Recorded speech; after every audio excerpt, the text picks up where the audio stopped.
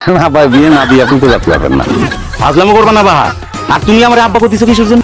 মানে হয়েছে কি, ওই আমি আর জাকির আমরা ওই বাজি ধরেছিলাম যে বাজিতে যে জিতবে সে হচ্ছে বিলকিসকে পাবে, তো আমি জিতেছি। জিজ্ঞেস করেন সবাই, ভালো মানুষ, খুব ভালো মানুষ, আর আপনি অনুমতি দিলে ঘটনাটা ঘটে যায়। আচ্ছা, তার মানে তোমরা সবাই এখন আমার সম্মানিত মেহমান। তো তোমাকে তো তাহলে এইভাবে ঘরের ভিতরে নিতে পারি না। পালকি হলে খুব ভালো হতো, কিন্তু এখন এই যুগে পালকি না হলেও চলে, আমি কিছু মনে করবো না। তারপরে কিছু আয়োজন তো করতে হয় না, আয়োজন কিছু করতে হয়। তোমরা এখানে দাঁড়াও, আমি আসছি। শ্বশুর বাড়ির আদর কিন্তু শুরু হয়ে গেছে।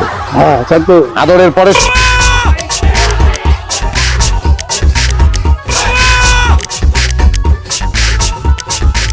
আমার প্রিয় দিন তারপরে বাপ না তখন যদি তোমার পায় না খাইতে কিন্তু কিছু কিছু করে ফেলবে না। কিছু হলে আমার কোনো অসুবিধা নেই।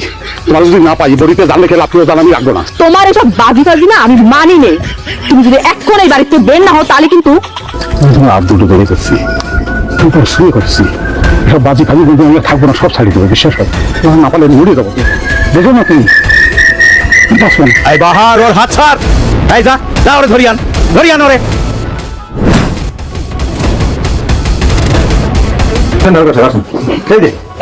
এই লোকের নাম বাজি বাহার, সে দেশি বিদেশি কত রকম খেলা আছে, সব খেলায় কোটি কোটি টাকা বাজি দেয়।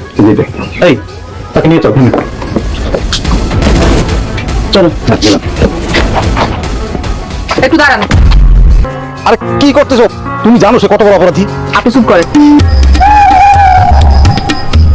আমরা দুজন দুজনকে ভালোবাসি। আপনি কি বলছেন এসব? আপনি কি জানেন সে কত বড় ভয়ঙ্কর অপরাধী? জানি, কিন্তু আমি কথা দিয়েছি সে আর বাজি ধরবেন। আপনি কি শিওর? শিওর। এরপরও যদি আমরা এই ধরনের জয়বাজির কোনো সংবাদ পাই তাহলে আমরা কিন্তু ব্যবস্থা নিতে বাধ্য। তাই তুমি তাকে ছেড়ে দাও।